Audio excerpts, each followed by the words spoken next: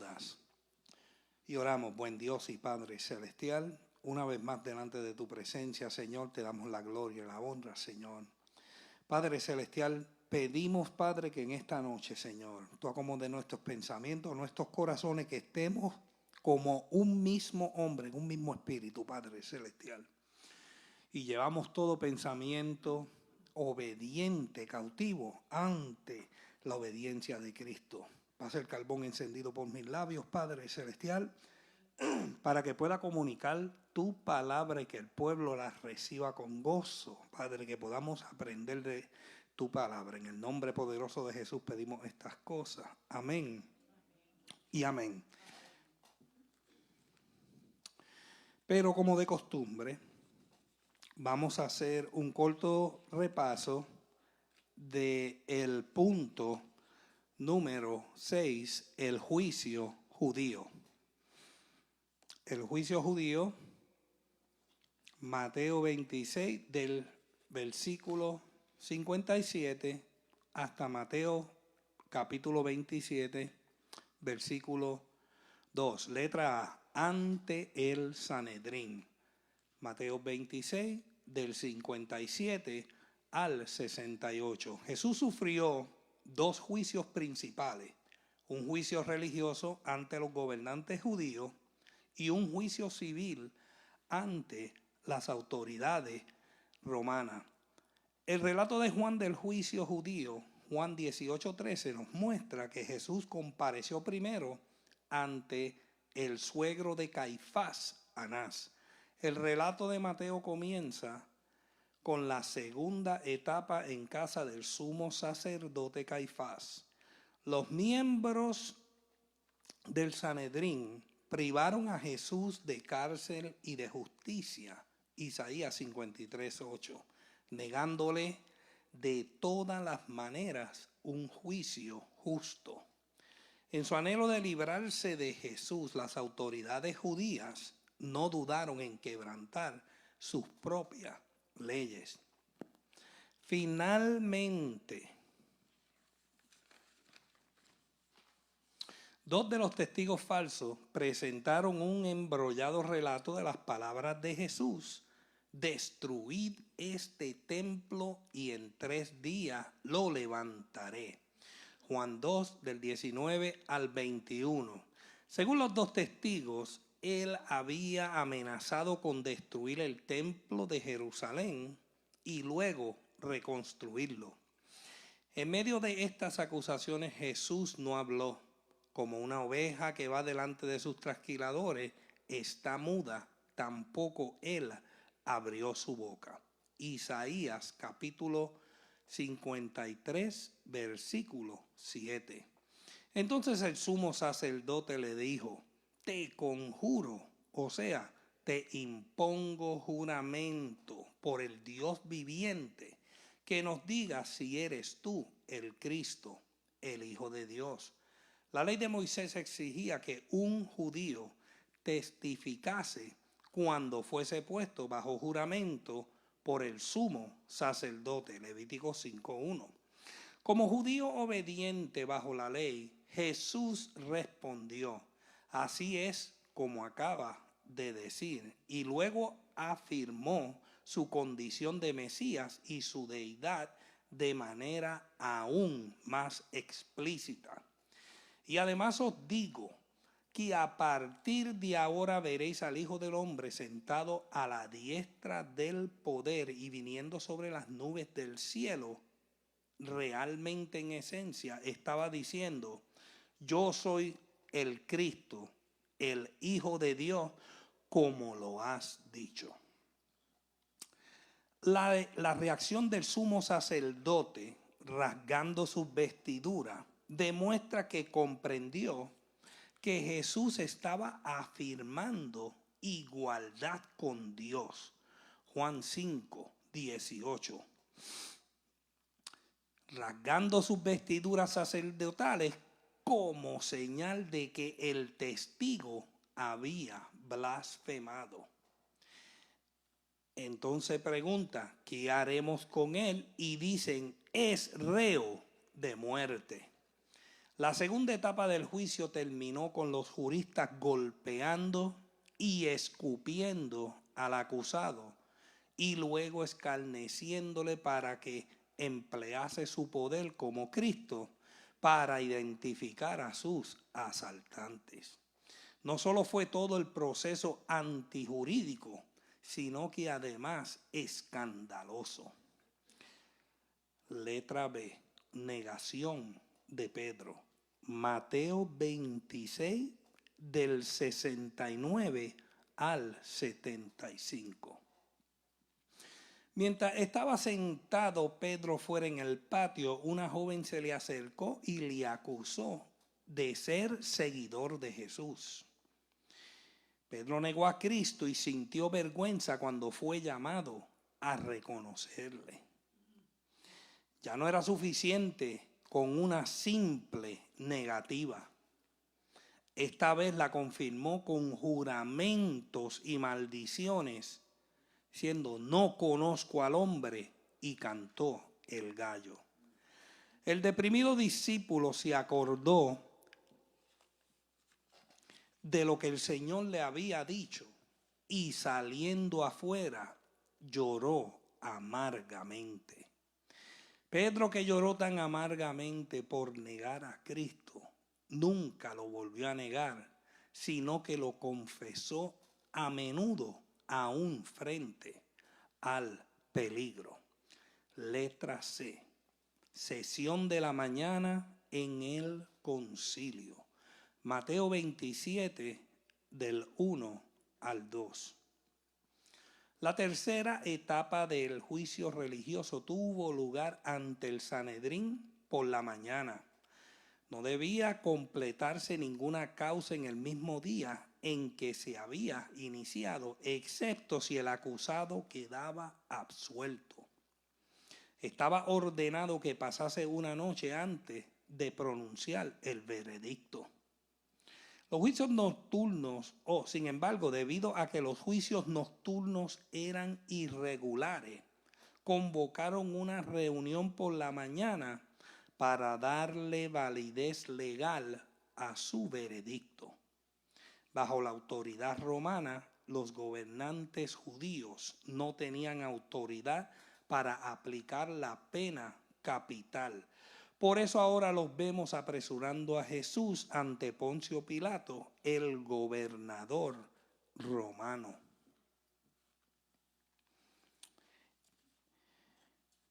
Y yo creo que hasta aquí podemos dejar el repaso. Y si usted presta atención al repaso, pues fácilmente usted puede hacer su reflexión. Amén. Pues vamos para el punto número 7, remordimiento de Judas. Estamos en Mateo capítulo 27, del versículo 3 al 10. Hermana Evelyn, léalo.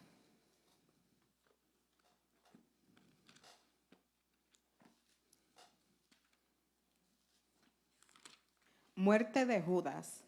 Entonces Judas, el que lo había entregado, viendo que era condenado, devolvió arrepentido las 30 piezas de plata a los principales sacerdotes y a los ancianos, diciendo: yo he pecado, entregando sangre inocente. Pero ellos dijeron: ¿qué nos importa a nosotros? Allá tú. Entonces, arrojando las piezas de plata en el templo, salió y fue y se ahorcó. Los principales sacerdotes, tomando las piezas de plata, dijeron: no está permitido echarlas en el tesoro de las ofrendas, porque es precio de sangre. Y después de consultar, compraron con ellas el campo del alfarero, para sepultura de los extranjeros, por lo cual aquel campo se llama hasta el día de hoy campo de sangre.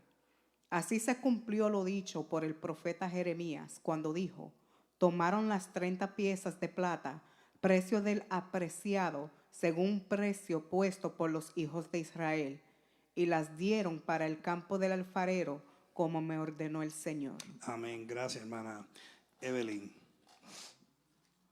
Punto número 7, remordimiento de Judas. Vamos a entrar de lleno a la lectura y le voy a pedir a...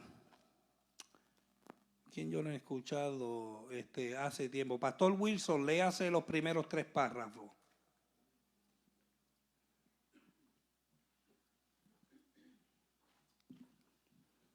Remordimiento de Judas. Aunque los 3 sinópticos nos relatan el pacto de Judas hizo con los principales sacerdotes para la entrega de Jesús, solo Mateo se refiere al remordimiento y posterior suicidio del traidor. Es muy solemne pensar en que un hombre a quien Cristo escogiera como apóstol y fuera enviado a predicar, terminara su carrera de este modo. Cuando Judas vio que Jesús era condenado por el Sanedrín y su veredicto era irrevocable, volvió arrepentido. Este verbo no es verdadero, este verbo no era verdadero. No era, escúchame, metaneo. Espérate, este verbo no es metaneo, cambiar la mente, sino metamelomai, lamentar. El lamento, las consecuencias de su acto de traición, pero no sintió verdadero arrepentimiento por su pecado. Devolvió las 30 piezas de plata a los principales sacerdotes y los ancianos. El Sanedrín, el dinero, le quemaba en su bolsillo. Sigo. Hizo su confesión y los líderes religiosos. Yo he pecado, he entregado sangre inocente, pero no recibió ni ayuda ni consuelo de ello. Su única respuesta fue: ¿qué nos importa a nosotros? Allá tú. Cuando los líderes espirituales podrían hablar a su gente de esa manera, las cosas andaban de manera muy triste para el judaísmo. Amén, gracias, Pastor Wilson. Amén.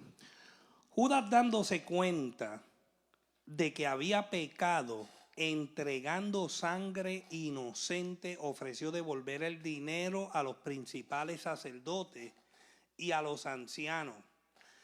Y esto yo quiero que prestemos mucha atención a esto. Judas sentía remordimiento o lamento, o sea, metamelomai. Eso es lo que Judas sentía, un remordimiento. Judas no estaba sintiendo un arrepentimiento metaneo según Dios que le llevase a la salvación. Acuérdense que la semana pasada nos enfocamos en Pedro.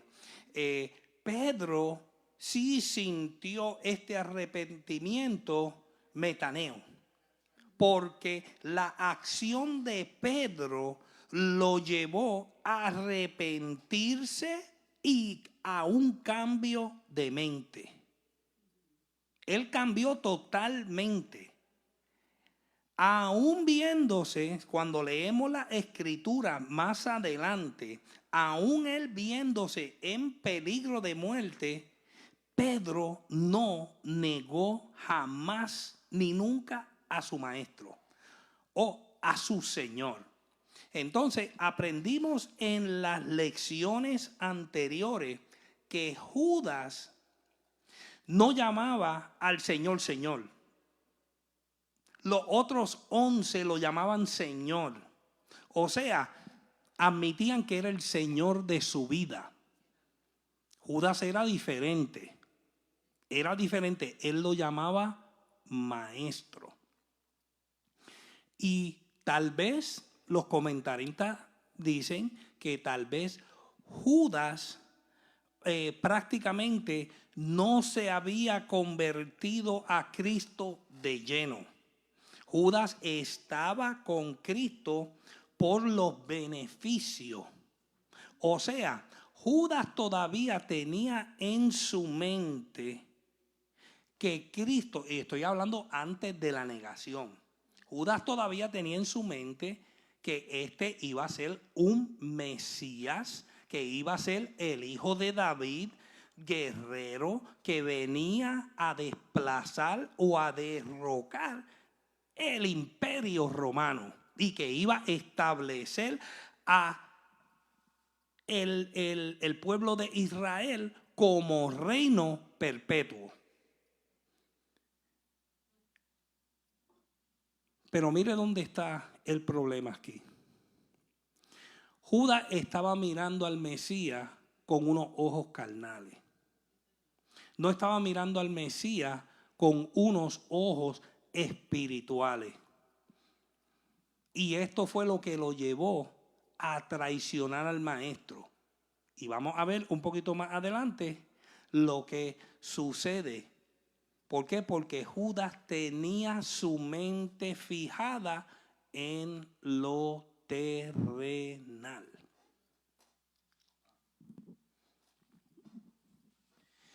Ahora el dinero le quemaba la conciencia y estaba tan disgustado de él como antes había sentido por él tanto anhelo. Judas no le echa la culpa a ningún otro, sino que se la echa a sí mismo. Parecía que iba por el camino del buen arrepentimiento, pero su tristeza no era para salvación. Vamos para 2 de Corintios 7:10.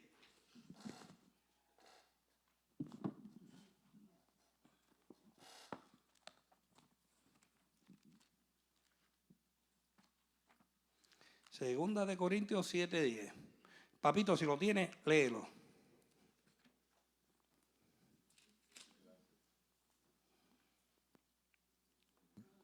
Porque la tristeza que es según Dios produce arrepentimiento para salvación, de que no hay que arrepentirse. Pero la tristeza del mundo produce muerte. O sea que la tristeza que sintió Pedro produjo ¿qué? Salvación. Arrepentimiento, salvación. Pero la tristeza del mundo produce muerte. O sea, ¿en qué es lo que estaba poniendo la mira Judas? ¿En las cosas de qué? ¿Del cielo o en las cosas del mundo? En las cosas del mundo. O sea, por Judas poner la mira en las cosas del mundo, le produjo, número uno, muerte espiritual, que conllevó a la muerte física. Judas estaba tan y tan perturbado, tan turbado, que prácticamente dejó que la pena y la agonía tomaran el control de su vida. Por eso es que nosotros podemos ver tantas personas que se suicidan. ¿Por qué? Porque pierden la esperanza. Ellos básicamente, y aún, y es triste, y aún en el pueblo de Dios, hay gente que pierden la mente porque esa es una de las explicaciones que tú puedes dar para un pastor o un cristiano cometer un suicidio. No pueden estar en sus cabales. No pueden estar en sus cabales. ¿Por qué? Porque han experimentado lo que es caminar con Dios. Ahora, ¿Judas experimentó lo que fue caminar con Dios? Sí. Caminó 3 años y medio con Jesucristo. Pero hubo en Judas un arrepentimiento metaneo. ¿Verdad que no? Lo que hubo en Judas fue un arrepentimiento metamelomai. Pues por eso es que dice la palabra que hay que andar en el espíritu y no satisfacer las obras de la carne. ¿Por qué? que ocuparse de la carne conduce a ¿qué? A la muerte.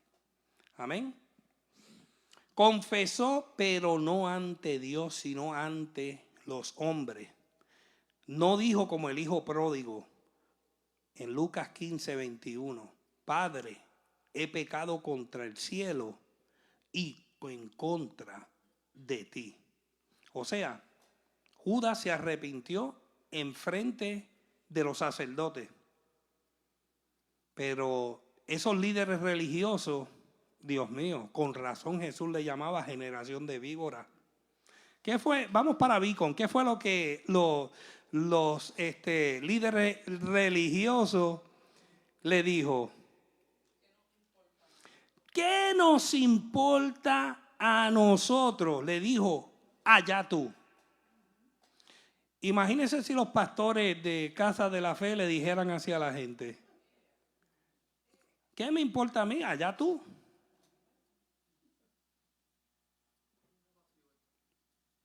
¿Verdad que sí? Ahora, cuando hay corrección, es porque hay amor, es porque hay compasión. Amén. ¿Quién puede decir amén a eso? Amén. ¿Por qué? Porque cuando el pastor ve que algo se está desviando, ¿cuáles son los instrumentos del pastor? La vara y el callado, ¿verdad que sí?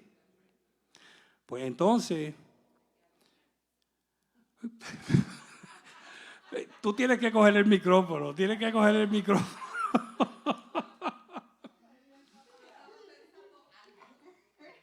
Pues mira, cuando la oveja se va desviando, hay algo que se llama el callado, ¿ok? El callado es la cosa que es como un hook. Es una madera que es como un hook. Cuando ve que la oveja va por allá, le puede aguantar el cuello o a veces la coge por una patita o le da por la costillita, vente para acá. Entonces, la vara es para utilizarla para su protección y la protección de la oveja. Amén. Pues esas son las dos herramientas grandes de los pastores. Cuando el pastor ve que viene por ahí el enemigo, él usa su vara. Y entonces con la otra mano puede utilizar el callado para coger a la oveja y ponerla detrás de él y espantar al lobo o a la víbora. Sí, hermano Jorge.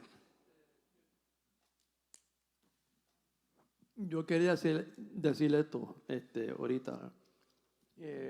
Oyendo lo que Judas experimentó con el Señor, todas las cosas que él vio y todo lo que el Señor le dijo, él estaba muerto, como quien dice, en vida, porque el Espíritu no le llegó a él. Como estaba pendiente a otras cosas, no lo que tiene que estar pendiente al Señor, pues él ya estaba muerto en vida. Como amén. Y qué bueno que tú traes ese punto porque ¿usted cree que Jesucristo no conocía que Judas lo iba a traicionar? Él lo sabía, pero con todo y eso lo trató como un amado amigo, como un hermano, como uno de los discípulos más. Ese es el amor de Dios. Ese es el amor que, aunque él vino a besarlo, él básicamente le dijo, haz lo que viniste a hacer. Amén. Y él no lo condenó ahí. Miren la misericordia de nuestro Señor. Jorge, léete el próximo párrafo, que es bien cortito.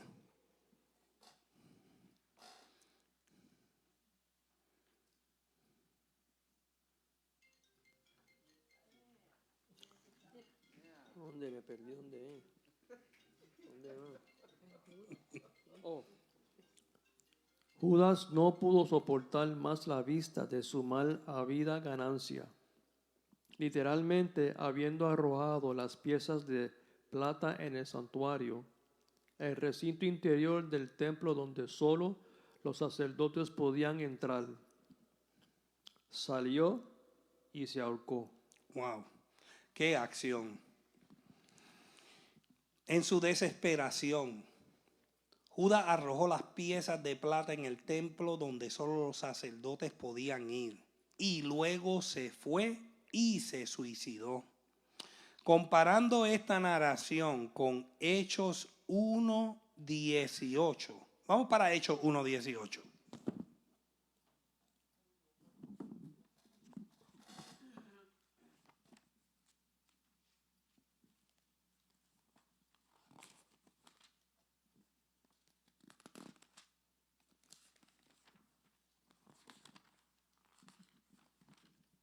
¿Quién lo tiene?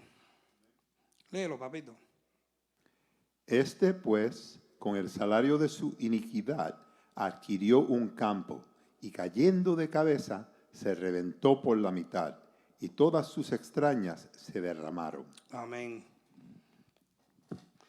Llegamos a la conclusión de que se ahorcó en un árbol y que se rompió la cuerda o la rama y que su cuerpo cayó por un precipicio, reventándose y esparciendo sus entrañas. Mire qué muerte horrible.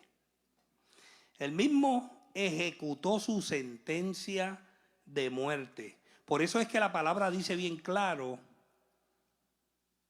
mía es la venganza, yo daré el pago.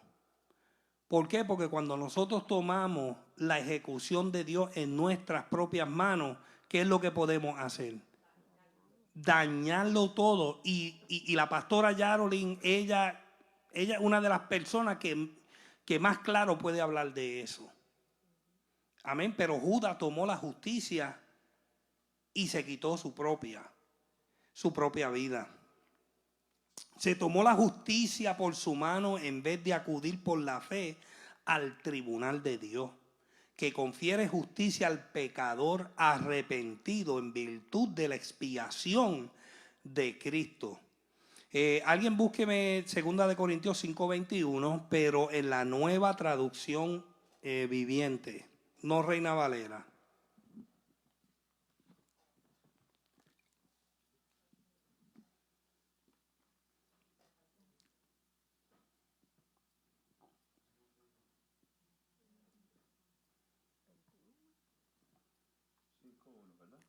Sí, 2 Corintios 5:21.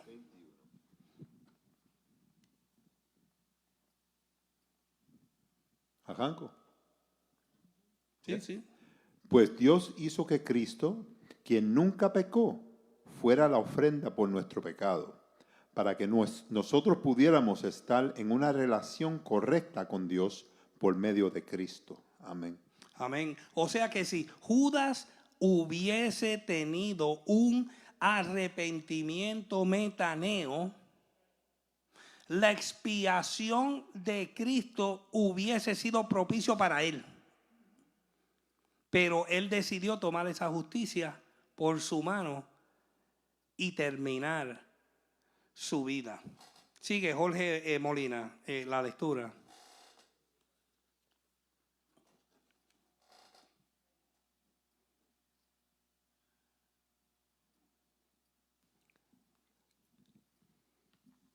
Los principales sacerdotes tomaron las piezas de la plata, pero estaban indecisos sobre qué podían hacer con ellas.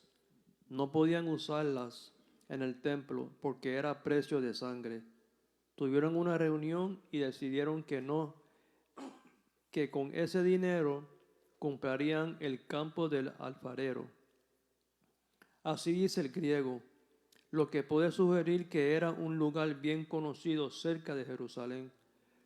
Los extranjeros que ellos querían sepultar eran judíos y otras regiones que morían en festividades anuales o volvían en la ancianidad para ser sepultados en la tierra santa. Amén. Los principales sacerdotes, demasiado espirituales para poner el dinero en el tesoro del templo, eran los que culpablemente habían pagado aquel dinero para que les fuese entregado el Mesías. Esto no parecía preocuparle.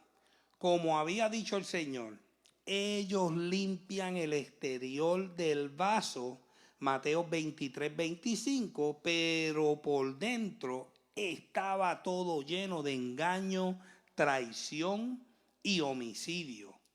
La compra del campo se llevó a cabo sin duda muy pronto, pues Pedro menciona el caso poco después de la ascensión del Señor en Hechos 1:18.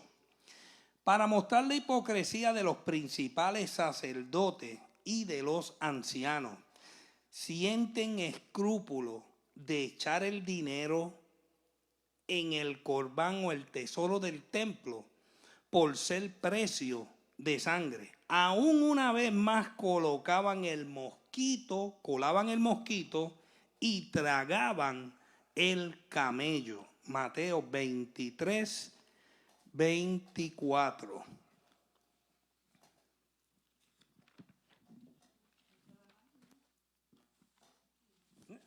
Sí, Félix. ¿Qué dice el comentarista acerca de todo suceso? Que en uno le devuelve el dinero a los sacerdotes y en el otro dice que pues con el salario de su iniquidad adquirió un campo de sangre. ¿Es un error de traducción o qué aconteció ahí? ¿Quién fue que compró con el salario de la iniquidad? Está hablando de los sacerdotes. Obviamente Judas no podía comprar el salario con el salario, porque Judas, ¿qué hizo con las monedas? Las tiró. Judas, mire, Judas estaba tan y tan turbado. Él tenía un remordimiento, una culpabilidad. Mire, la culpabilidad ha llevado a mucha gente a matarse. ¿Ok? Tenía una culpabilidad tan grande que básicamente él no quiso, él se cegó. Se cegó. La Biblia claramente dice que Satanás entró en él. ¿Ok? Así que Judas actuó, número uno, bajo la influencia de Satanás y actuó bajo su tristeza y gran remordimiento. ¿Ok? Llega el momento a la vida de los creyentes que la tristeza, mira, va a ser así. Déjame entrar. Van a llegar los momentos de prueba. La palabra dice que vamos a ser probados como el oro. Vamos a ser pasados por el fuego. Ahora, la diferencia es qué tú vas a hacer cuando llegue a la prueba, aun cuando tú te lo buscaste. Porque sabemos que hay veces que nosotros nos metemos en unos líos, en unos problemas por las malas decisiones. Pero Dios es bueno y misericordioso y tiene misericordia. ¿Por qué? Porque Él se acuerda que nosotros somos polvo. Él se acuerda. Y Él se acuerda que nosotros somos tesoro escogido para Él, aun cuando hacemos esas malas decisiones. Ahora, está en ti y está en mí. ¿Qué vamos a hacer después de la mala decisión? Sí.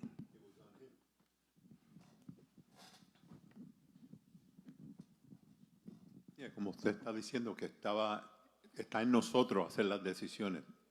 Estuvo en Judas también hacer la decisión de lo que él hizo. Right? Amén. Amén, seguro que sí. Está en nosotros. Acuérdense, el diablo es... ¿Cuántos diablos hay? Uno solo. Ahora, el diablo tiene una hueste de demonios y usa agentes, yo le llamo agentes del enemigo, que son la gente que se dejan usar por el enemigo o por los demonios para influenciar a otros a llevar a hacer cosas indebidas. Sí, pastora Yaro.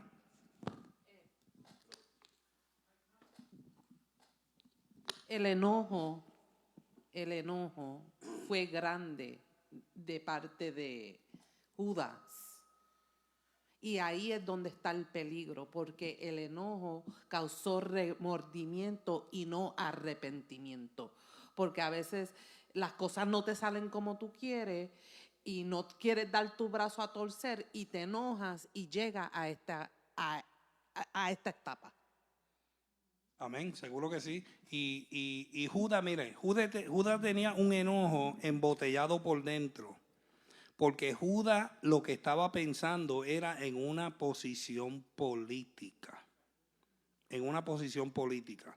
Y al él escuchar a Jesús una y otra vez decir que él iba a morir, que iba a ser entregado, ¿ok? Él dijo, espérate, yo tengo que sacarle algo a esta jugada. Y lo que le sacó fueron las 30 monedas de plata, que después el remordimiento fue tan grande que ni lo pudo utilizar. Con este acto de proveer de sepulcro a los extranjeros, piensan que espiaban el mal que había llevado a cabo, y aún así no lo hacen con su propio dinero, sino con el dinero ajeno. El sepulcro es el campo del alfarero, pero el precio de la compra es la sangre de Cristo. Este campo se llamó Asildama en hebreo, es decir, campo de sangre. No lo llamaban así los principales sacerdotes, quienes pensaron que con este lugar de enterramiento enterraban también el recuerdo de su crimen, sino que fue el pueblo quien lo llamó así. O sea que estos principales sacerdotes dijeron, vamos a hacer un acto bueno para encubrir el crimen que nosotros hemos llevado a cabo. Y entonces, ¿qué fue lo que hizo el pueblo? El pueblo mismo le apodó a ese campo, campo de sangre. Amén. Y fue profetizado. Amén. Sigue, papito, con el próximo párrafo. Siguiendo su costumbre.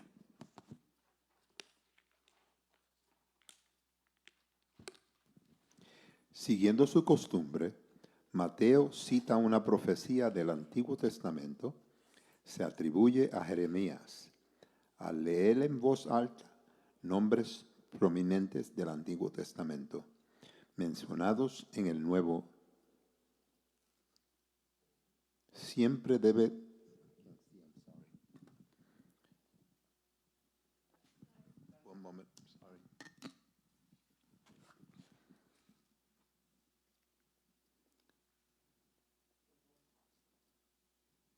¿A dónde estamos, mamá?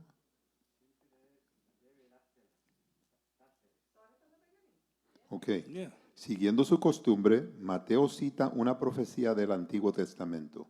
Se atribuye a Jeremías. Al leer en voz alta nombres prominentes del Antiguo Testamento, mencionados en el Nuevo, siempre debe dárseles la forma familiar que tiene en las antiguas Escrituras. Pero el pasaje parece pertenecer a Zacarías 11 del 12 al 13. Bengal pensó que Jeremías era una adición agregada por algún copista.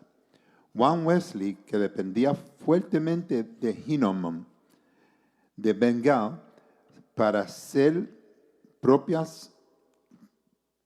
propias explanatory notes on the New Testament, notas explicativas del Nuevo Testamento, escribe: la palabra Jeremías, que fue agregada al texto en copias posteriores y pasada de allí y muchas traducciones, es evidentemente un error, porque quien dijo lo que cita aquí San Mateo no fue Jeremías, sino Zacarías.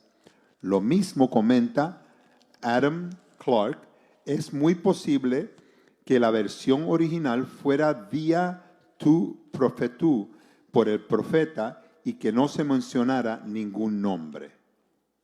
El problema textual es que Jeremías es la versión que está prácticamente en todos los manuscritos griegos, incluyendo los más antiguos que están ahora en existencia. El comentador wesleyano Morrison piensa que es un error tipográfico de que alguna manera se introdujo en la edición original del Evangelio, es decir, la primera publicada, como algunos otros, en la versión King James. Amén. Gracias, papito. Vamos a ver. Sin darse cuenta, los principales sacerdotes cumplieron la profecía de Zacarías de aquel dinero con el que había sido valorado.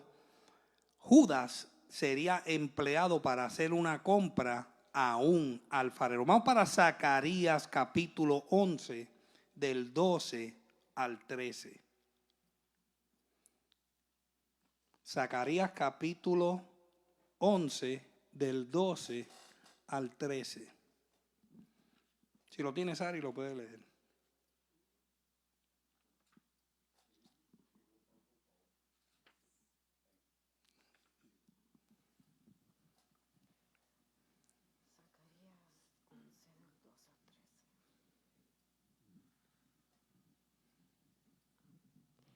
Y les dijo, si os parece bien, dadme mi salario, y si no, dejadlo. Y pesaron por mi salario 30 piezas de plata. Y me dijo Jehová, échalo al tesoro, hermoso precio con que me han apreciado. Y tomé las 30 piezas de plata y las eché en la casa de Jehová al tesoro. Amén. Ahora vamos para Jeremías capítulo 18.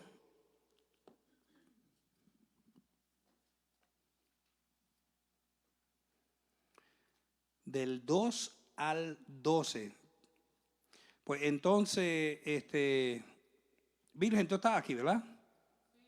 Ok, pues es que no te veo. Pues Virgen, puedes leerte del 2 al 7 y después Evelyn del 8 al 12. Jeremías capítulo 18. Virgen va a leer del 2 al 7 y después Evelyn del 8 al 12.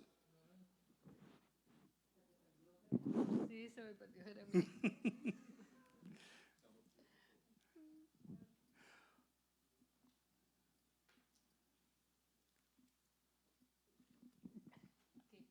Ok.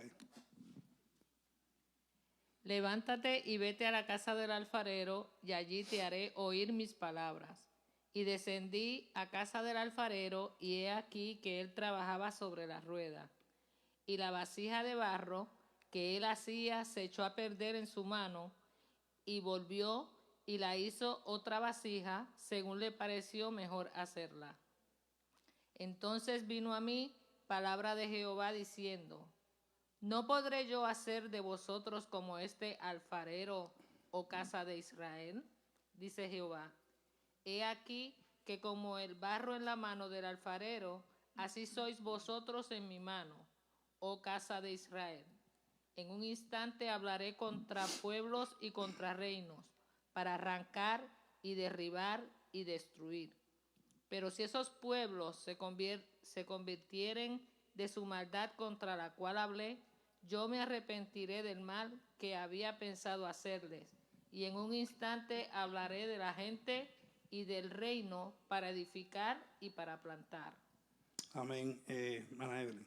Pero si hiciere lo malo delante de mis ojos, no oyendo mi voz, me arrepentiré del bien que había determinado hacerle. Ahora pues, habla luego a todo hombre de Judá y a los moradores de Jerusalén, diciendo, así ha dicho Jehová, he aquí que yo dispongo mal contra vosotros y trazo contra vosotros designios. Conviértase ahora cada uno de su mal camino y mejore sus caminos y sus obras.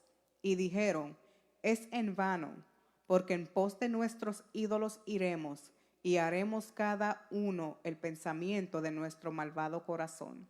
Amén. Gracias, hermana Evelyn.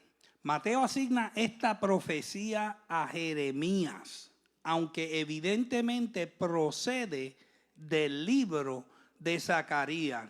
Ok, para contestar la pregunta de la pastora Yaro, ¿A quién usted le atribuye esta profecía? ¿A Zacarías o a Jeremías?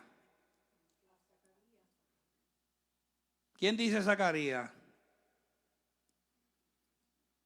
¿Quién dice Jeremías? Yo no estoy con Mateo. Yo le atribuyo esta profecía a Zacarías. ¿Verdad que sí? Por eso es que quise traer esta lectura. Aunque evidentemente procede del libro de Zacarías.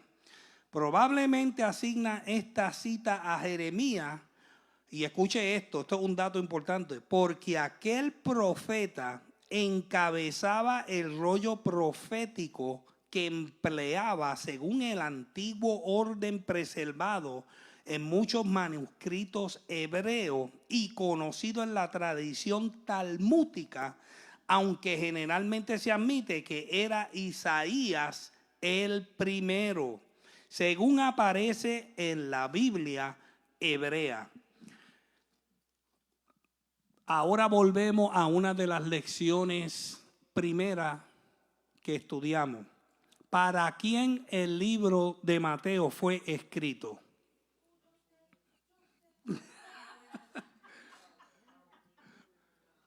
Para los judíos, ¿verdad que sí? Fue para los judíos. Los judíos tenían al profeta Jeremías en un estandarte muy alto. ¿Ok? Pues era uno de los profetas más utilizados, que aún Jesús citó al profeta Jeremías. Amén. Pues por eso es que Mateo, como Mateo se está tratando de acercar al público judío, le atribuye esta profecía a Jeremías.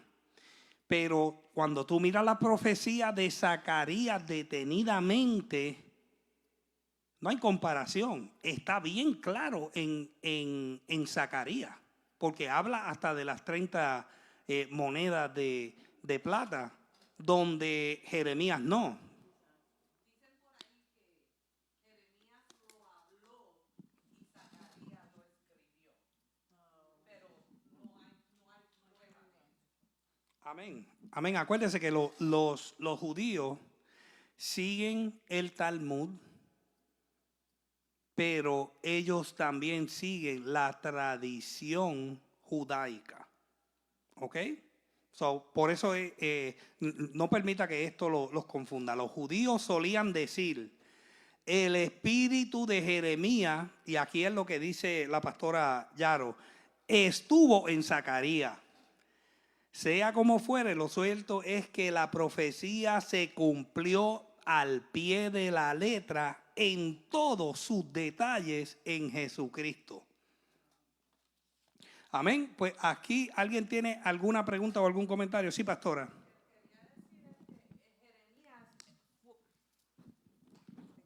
Lo que quería decir es que Jeremías es uno de los profetas mayores y Zacarías era uno de los menores, no porque Jeremías tenía más valor, sino que profetizó y escribió más que Zacarías. Lo que estoy haciendo es dándole énfasis a lo que el pastor Elio dice, según Mateo, que es judío, para hablarle al pueblo judío, se le hacía mejor captar la atención de ellos, mencionar a Jeremías que a Zacarías.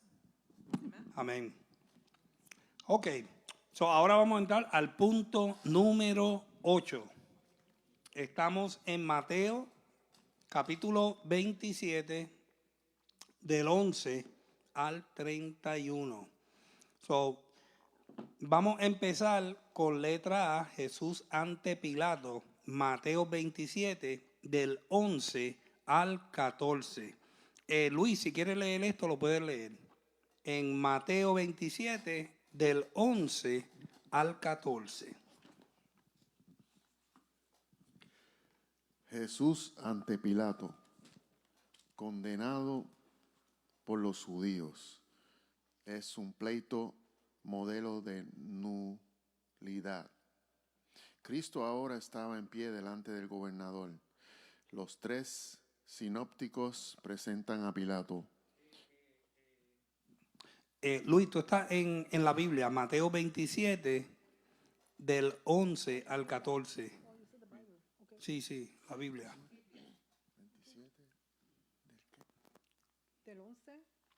Mateo 27, del 11 al 14. Ok. Mientras tanto, Jesús compareció ante el gobernador. Este le preguntó: ¿eres tú el rey de los judíos? Tú mismo lo dices, respondió Jesús.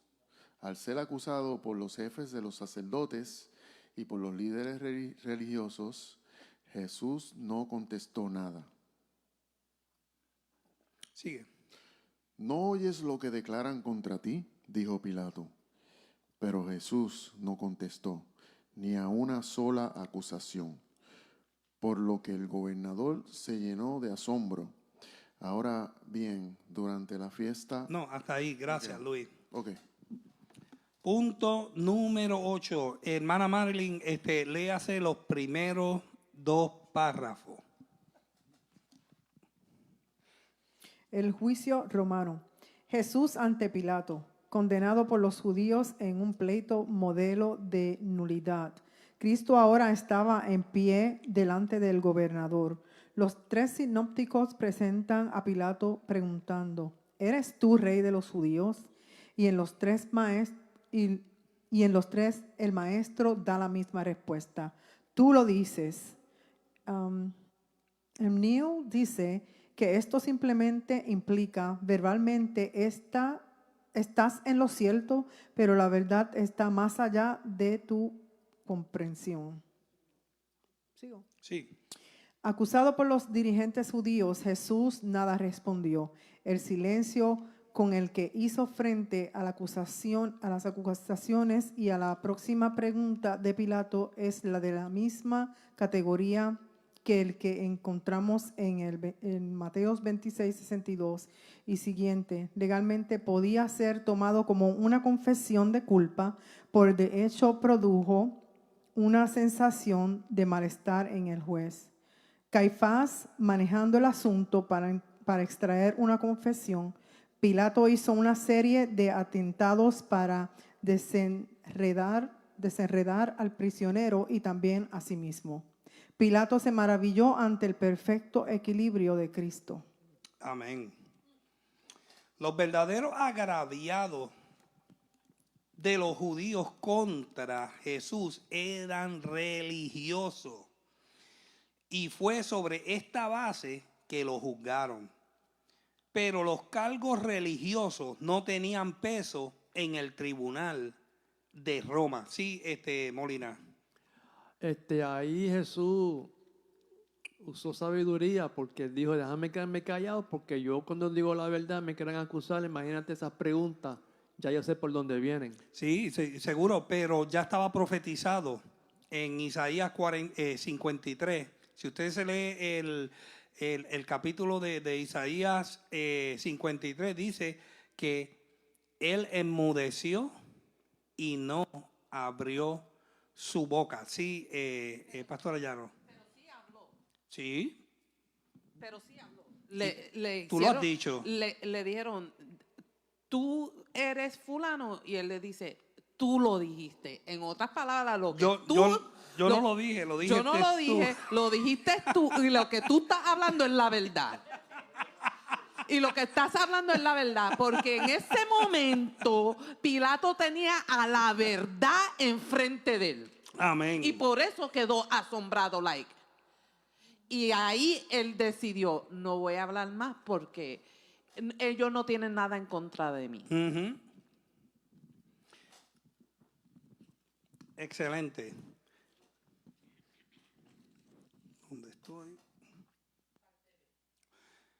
Sabiendo esto, al llevarlo ante Pilato, presentaron acusaciones políticas contra él. Vamos para Lucas capítulo 23, versículo 2. Y lo voy a leer para avanzar. Y comenzaron a acusarle diciendo: a este hemos hallado que pervierte a la nación y que prohíbe dar tributo a César, diciendo que él mismo es el Cristo, un rey. Como ellos sabían que no lo podían condenar a muerte en Roma por ningún tipo de acusación religiosa, pues entonces ahora estaban tratando de tomar al imperio romano que descargara su furia en contra de un insurgente revolucionario. Eso era lo que estaban pintando que Jesús era. Número 1, era un revolucionario y constituía una amenaza para el imperio. Punto número 2. Instaba a la gente a que no pagase impuestos, con lo que minaba la prosperidad del imperio. O sea, no paguen impuestos al imperio romano, así le vamos a hacer daño y vamos a tratar de derrocar al César. Amén. Punto número 3. Pretendía ser rey, con lo que amenazaba el poder y la posición del emperador. Estas son acusaciones que llevan un peso enorme. Jesús estaba en pie delante de Pilato. ¿Alguien necesita que repita esos 3 puntos? El último. Ok. Número 3. Pretendía ser rey, con lo que amenazaba el poder y la posición del emperador. Jesús estaba en pie delante de Pilato, como un preso delante del juez. Nosotros no podíamos estar de pie delante de Dios a causa de nuestros pecados, si no fuese porque Cristo ya llevó nuestros pecados.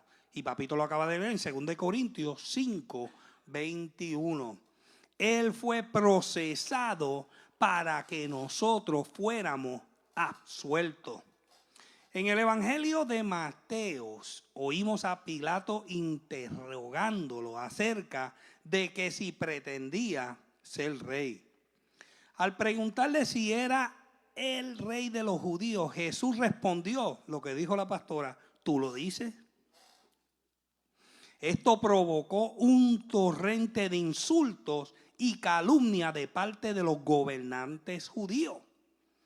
Pilato se maravillaba mucho ante el silencio del acusado. Y volvemos a Isaías capítulo 53, versículo 7.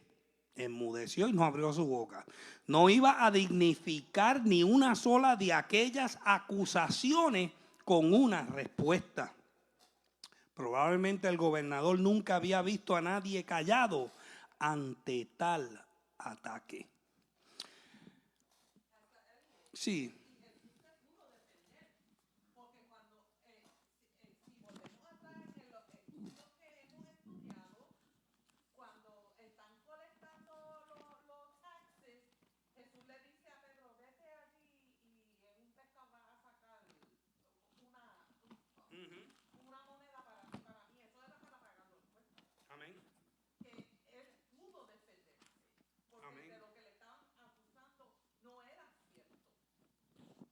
Miren, esto todo fue para cumplirse la profecía de Isaías. Isaías 53:7 dice: angustiado él y afligido, no abrió su boca.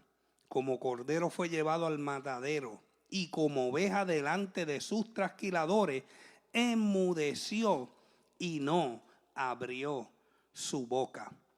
Jesús, he was well aware. Él sabía la profecía de Jeremías. Y él sabía que tenía que guardar silencio.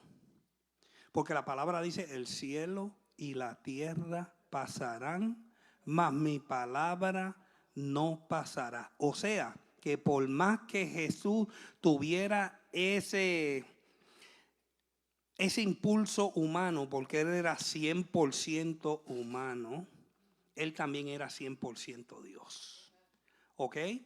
Él le dijo a su carne, enmudece, como le dijo a la tormenta. Calla y enmudece. Porque la justicia divina tiene que llevarse a cabo, porque él pensó en ti y pensó en mí. Amén. Vamos para el punto B. ¿Alguien tiene alguna pregunta del punto A? ¿Estamos claros? Sí, Jorge Molina. Yo sentí que el Señor, siendo Dios y espíritu hombre, Él se hablaba a Él mismo, porque siendo hombre, pues también tenía las situaciones que tenemos nosotros, que tenemos que controlar nuestra boca, nuestras emociones. Y yo digo, wow, siendo Dios, Él tenía que hablarse Él mismo para controlar sus emociones y sus pensamientos, porque Él sabe que tiene que cumplir la palabra. Amén. Perfecto. Cuando tú te hablas a ti mismo, ¿a qué parte de tu Trinidad? Tú sabes que nosotros somos trino también. ¿A qué parte de tu Trinidad tú le hablas? No, usted le está hablando a su alma. El alma es la esencia de quien tú eres. El estuche de emociones que usted puede ser explosivo, puede ser pasivo. Eso es su alma. Por eso es que dice la palabra, el alma que pecare, esa morirá. Alma mía, alaba a Jehová y no te olvides de ninguno de sus beneficios. Así que sí, Jesús le habló a su alma. Le habló a su alma. ¿Por qué? Porque todo pensamiento Él lo llevó cautivo a la obediencia del Padre. Y por eso cuando él oró en el Getsemaní, dijo que no sea mi voluntad, mas que se haga tu voluntad. Y porque en la humanidad de Jesús, Jesús oró desde su humanidad. Padre, si es posible, pasa de mí esta copa. Pero que no sea mi voluntad, sino la tuya. O sea, alma mía, tú le tienes que alabar. Por eso es que cuando el alma de nosotros quiere explotar por cualquier bobería, acuérdate de esto, alma mía, alaba a Jehová y no te olvides de ninguno de sus beneficios. Él es el que saca tu alma del hoyo y te libra del lazo del cazador. Y mira, y el Señor lo libró del lazo del cazador. Porque sí, Él entregó su cuerpo para ser inmolado. Pero ¿qué sucedió? Resucitó al tercer día. Y billones de almas han venido a los pies de la cruz. Amén. ¿De quién es la victoria? ¿Del enemigo o de Cristo? Es de Cristo. Amén. Vamos para el punto B rapidito. ¿Quién no ha leído por aquí? Hermana Wanda Rosa, léase el primer párrafo del punto B. Vamos para la Biblia. Estamos en Mateo 27, del 15 al 23. Wendy, léete esos textos bíblicos.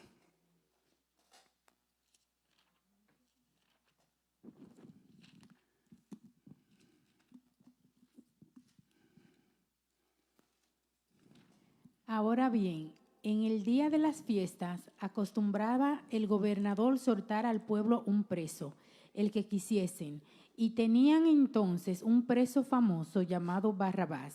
Reunidos pues, ellos le dijo, Pilato, ¿a quién queréis que os suelte? ¿A Barrabás o a Jesús, llamado el Cristo? Porque sabía que por envidia le habían entregado. Y estando él sentado en el tribunal, su mujer le mandó decir: no tenga nada que ver con ese justo, porque hoy he padecido mucho en sueños por causa de él. Pero los principales sacerdotes y los ancianos persuadieron a la multitud que pidiesen a Barrabás y que Jesús fuese muerto. Respondiendo el gobernador les dijo: ¿a cuál de los dos queréis que os suelte? Y ellos dijeron: a Barrabás. Pilato le dijo: ¿qué pues haré de Jesús, llamado el Cristo? Todos le dijeron: sea crucificado. Y el gobernador les dijo: pues, ¿qué mal ha hecho? Pero ellos gritaban aún más, diciendo: sea crucificado. Amén. Gracias. Hermana Wanda. Jesús o Barrabás. Durante las fiestas anuales de Pascua, el gobernador acostumbraba soltar un preso de la elección de la gente. Ha sido llamado la atención al hecho de que esta costumbre solo se menciona en los evangelios. Carr hace una buena sugestión de cómo logró entrada entre los judíos. Después de explicar que la liberación de los presos se realizaba en ciertos festivales en Roma, dice: por lo tanto, no es improbable que Herodes el Grande, que ciertamente familiarizó a los judíos con otras prácticas de los griegos y romanos, introdujera esta costumbre y que el gobernador romano, encontrándola ya establecida y era agradable a los judíos, en concordancia con las prácticas romanas, mantuvieron su observancia.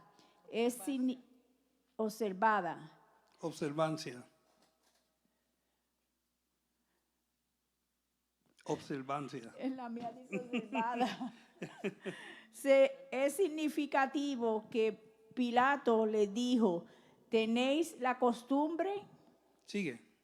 Tenía un preso famoso llamado Barrabás. Este es un hombre arameo que significa hijo, bar, en un padre, abba. Marcos 15:7 y Lucas 23:19 declaran que éste había cometido asesinato e insurrección. Preguntó ahora Pilato a los líderes judíos si quería que le soltase a Barrabás o a Jesús, llamado el Cristo.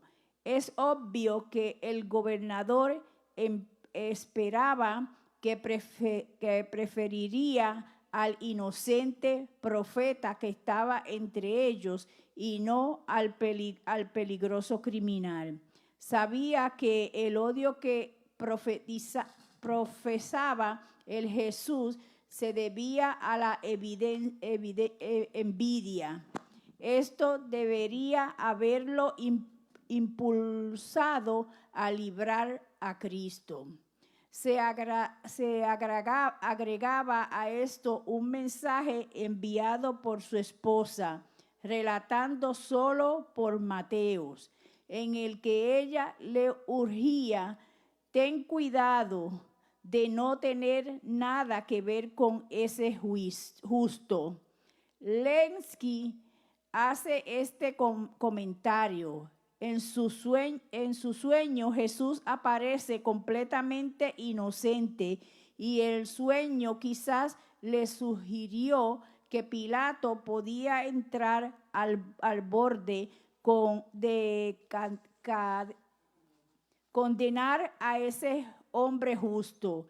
Esa era la razón por la que ella había padecido mucho. Gracias, hermana Wanda. Era costumbre para las autoridades romanas aplacar a los judíos con un acto de soltar a un preso judío en el tiempo de la Pascua. O sea que esto era un acto que los romanos introducieron al pueblo judío y básicamente el pueblo judío le agradó. Pero vamos a ver qué sucedió con esto. Uno de estos convictos que podían ser elegidos era Barrabás, o sea, hijo de un padre, judío culpable de sedición y asesinato. Mire qué modelo ciudadano. Eso lo dice en Marcos 15:7. Como rebelde contra el gobierno de Roma, es probable que tuviese popularidad entre sus compatriotas. O sea, ¿cuál era el sentimiento judío en ese entonces? ¿Quién puede contestar? ¿Cuál era el sentimiento judío en el tiempo de Jesús?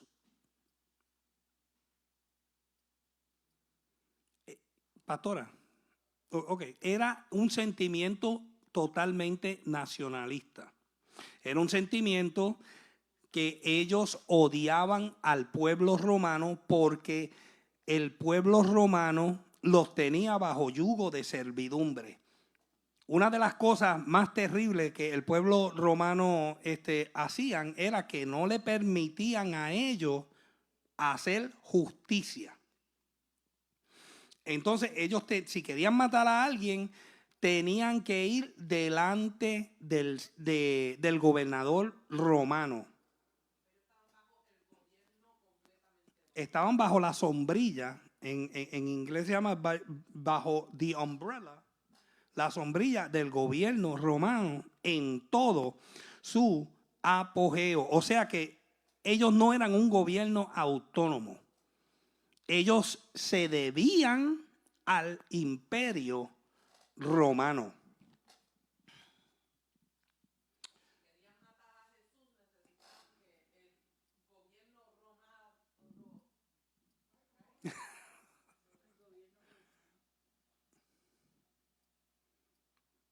Y si estos saduceos y fariseos, estos hombres religiosos, querían sacar a Jesús de la ecuación, ellos necesitaban al gobierno romano que fuera parte de esto para poder seguir con el plan. Amén. Entonces, pues Barrabás era un asesino, pero era popular. ¿Por qué?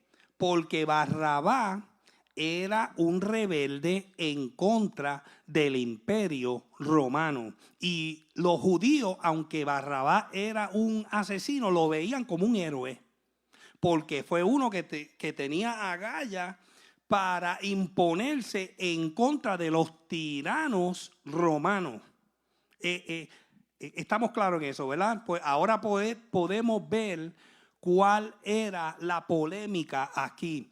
Entonces, acuérdense, ¿quiénes eran los líderes religiosos? Ellos básicamente ejercían las funciones gubernamentales y religiosas y culturales del pueblo judío.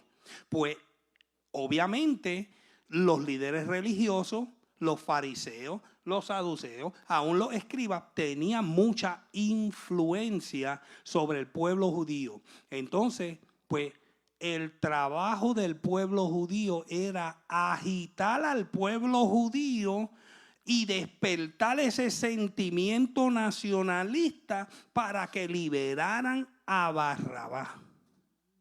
¿Por qué? Porque ya Jesús había confesado que su reino no era de este mundo.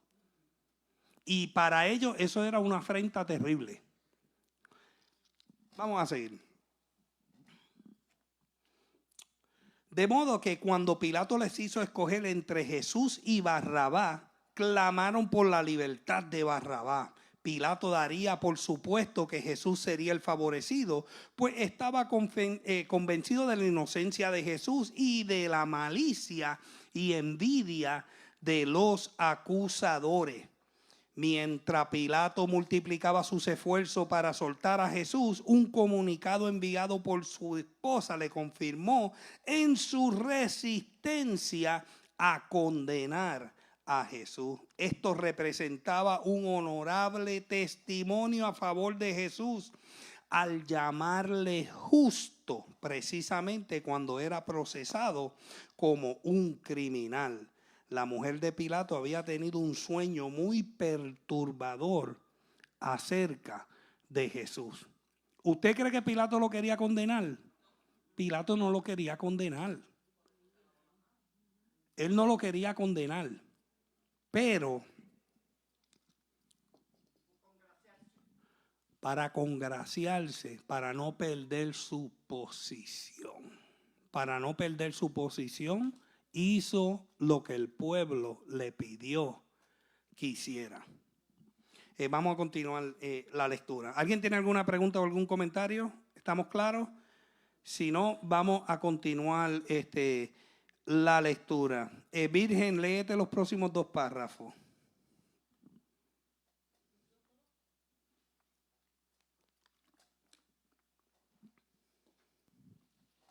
Durante el tiempo que Pilato estuvo ocupado con el mensaje de su esposa, los principales sacerdotes y los ancianos encontraron la mayor oportunidad para arengar a la multitud para que liberara a Barrabás y destruyera a Jesús. De modo que cuando Pilato reanudó el tema, pidiendo a quien debí soltar, la respuesta fue a Barrabás. Entonces Pilato les hizo una pregunta que ha tomado proporciones cósmicas en su filo evangélico. ¿Qué, pues, haré de Jesús, llamado el Cristo? La pregunta es el coro de una canción. ¿Qué harás tú con Cristo? No puede ser neutral. Ningún hombre puede ser neutral ante Jesucristo. Este pasaje sugiere 3 puntos. Pilato fue, número 1, confrontado por Cristo. Número 2, preocupado por Cristo. Número 3, condenado por Cristo. El texto principal sería el 22. Como réplica a la pregunta del gobernador, la gente gritaba, sea glorificado. Crucificado. En su vigorosa novela, Behold the Man, he aquí el hombre, ¿cómo se pronuncia? Kagawa. Quizá ha captado bien lo que sucedió en ese lugar. Describe al astuto y viejo ex sacerdote Anás, actuando ahora con desesperación. Subrepticiamente enviaba a sus criados a distribuir bolsas de monedas entre la multitud para que unos a otros se hicieran pasar las voces mientras repartían el dinero. Lo que les decían a la gente, por supuesto, era que pidieran a Barrabás y la crucifixión de Jesús. Amén. Gracias, hermana Virgen. Usted ve la corrupción que tenían estos líderes religiosos. O sea, ¿el pueblo judío la estaba pasando bien o no la estaba pasando bien económicamente en esos tiempos durante la Inquisición romana? Había, pero acuérdense que los romanos le imponían unos impuestos, más los sacerdotes le imponían los diezmos de todo, más el tributo al templo. Pues el pueblo judío estaba siendo bien oprimido, primeramente por los líderes religiosos, y número 2, estaba siendo exprimido por el imperio romano. Usualmente, vamos a hablar un poquito de política. La gente vota a un candidato usualmente por el bolsillo. ¿Qué beneficio este candidato me va a dar a mí? ¿Qué beneficio me va a dar a mí? Pues esto es lo que estábamos viendo aquí en este debate entre Pilato y los líderes religiosos. Los líderes religiosos estaban pagando a la multitud, sobándole la mano y lo estaban agitando. ¿Para qué? Para que ellos pudieran condenar al Mesías. Acuérdense en que solo una semana anterior entró el Salvador en un pollino y esta misma gente le gritaban Hosana, Hosana, Hosana en la altura.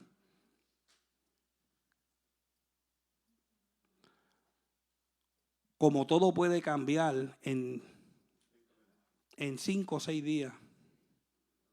Increíble. Detrás de todo esto, los principales sacerdotes y los ancianos estaban pasando la voz de que se pidiese la liberación de Barrabás y la muerte de Jesús. Así cuando Pilato volvió a preguntar al pueblo a quién querían que liberasen, clamaron por el asesino, atrapado en la red de su propia indecisión. Pilato preguntó: ¿qué pues haré de Jesús, llamado el Cristo? La multitud demandó unánime que fuese crucificado. Actitud esta incomprensible para él. ¿Por qué había de crucificarlo? ¿Qué crimen había cometido? Pero era demasiado tarde para pedir una deliberación serena. Se había desencadenado una histeria masiva. En inglés hay algo que le llaman mob mentality. Yo no sé cuánto han visto las noticias. El mob mentality, ciudadanos que normalmente son ciudadanos que no hacen nada, se están convirtiendo en básicamente criminales. Porque le están tirando con ladrillos, con bloques a estos agentes. Y quién sabe cuántos han herido. La mentalidad de un motín. La mentalidad, a mob mentality. Cuando empieza esa mentalidad de vamos a atacar, vamos, crucifícalo, crucifícalo. Aún esa histeria se le pega, es contagiosa. Y todo el pueblo estaba aclamando, crucifícalo. No tuvo la valentía de usar su propia autoridad como era su deber para soltarle, sino que lo dejó a la elección del pueblo. Así esperaba satisfacer tanto su conciencia como al pueblo. Tales tácticas y artimañas son propias de quien procuran agradar a los hombres más que a Dios. Por eso es que Pilato es culpable. Pero, créalo o no, Pilato fue un instrumento de Dios para llevar a cabo el propósito divino. Amén. Vamos para letra C. ¿O quieren dejarlo aquí? Sí.